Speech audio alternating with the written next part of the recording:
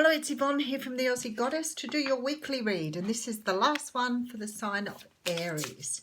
Aries, this reading goes from today through to next Saturday. I'm not going to blurb on, I'm just going to get straight into the readings. Some of them have been quite intense and quite long, so okay. Thank you for subscribing, by the way.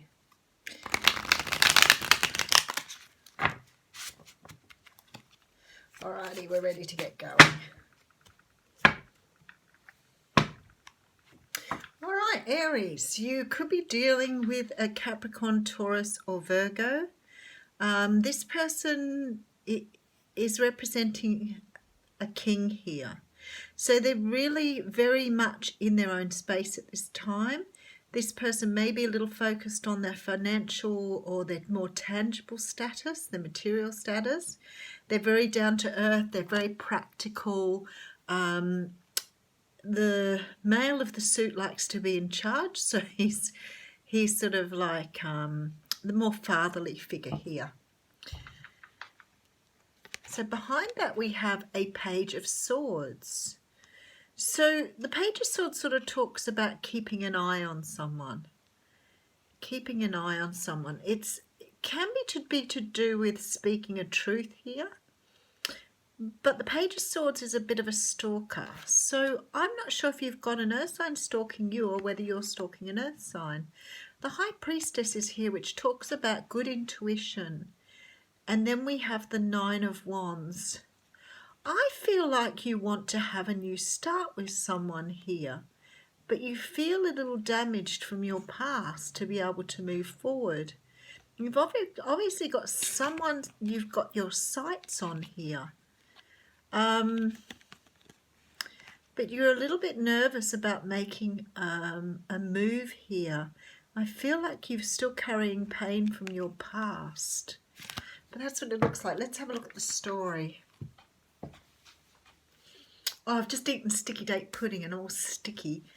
Okay, so we have the Nine of Cups coming in. So the Nine of Cups talks about a wish coming true. So there's a wish of yours that's about to take some sort of turn here, come into you, manifest. Okay, so here you are as the Emperor. This is your card, the card of Aries. This is about you feeling like in a really good place at this time. You may be very knowledgeable, you may be very experienced, you're a leader in your game, you're well respected, you're probably quite financially secure. You are very masculine though, so there is a need for you here to sort of give way to your feminine energy a little bit. Okay, Two of Cups, that's what I thought. I feel like you want to be with someone, or you feel like someone is your soulmate here. This is something to do with a wish coming true, but it's hidden at this time, so you don't have all the answers at the moment. Interesting. Let's keep going. Five of Swords. So there's some sort of situation here that you won, but you're not really sure that you made the right decision here. It's like you've won the battle here, but for what? The reward wasn't so great. Knight of Swords. There's a truth that needs to be spoken. Queen of Wands coming in here. Could be a fire sign, Leo, Sag or Aries. Could be representing you here. Feeling very ready for something, very attracted to something, but it could be the person that you're moving towards here, because this Two of Cups says to me, this is the person you've got your eye on here. Six of Pentacles. So you want a relationship. Okay, I can see where this is going. The World, you're closing out a cycle. You're closing out some sort of relationship here, rightio, with someone who is probably very controlling and very difficult to be around. Alrighty, I feel like the person in your sights is an earth sign. I feel like you're keeping a bit of an eye on them. I think you're trying to use your intuition here on working out how to move forward. but you've got a lot of pain from your past here. I feel like you've either come out of a relationship or you've come out of a marriage or a situation where you have been with someone who is extremely controlling. I feel like perhaps you had an opportunity to move towards someone else here, but you chose to go in a different direction. And now you're going back towards the person that you think is right for you. There's a wish here. But there's like this feeling that you're either holding back because of fear, holding back because of past pain, but it's like you don't know what is happening in the future and you're very confused. So it's almost like you're trying to get a gauge here on how to move forward, but unsure of whether you want to take a chance on it or not. The thing is, I want to say to you that you've definitely closed out some sort of cycle here, and you've made some decision that the relationship you want to move towards has to be a bit more give and take, because I feel like you've been with a person who's been a bit of a taker. I really feel like this card should be in reverse. I feel like this person here has been very, very difficult to manage. You've walked away from a situation where you may have been very, very unhappy and may have felt very damaged from it. And there's a fear here of whether to move forward on something or not. I feel like you want to move towards someone that there's a truth here that needs to be told. You've got a clarity now. You know what you want and you know where you're going. But it's like, because there's things unknown here and your experiences, you're holding back what you want to do. You're not going with the flow. Your masculine energy is way too strong here and you're trying to control a situation that you shouldn't control.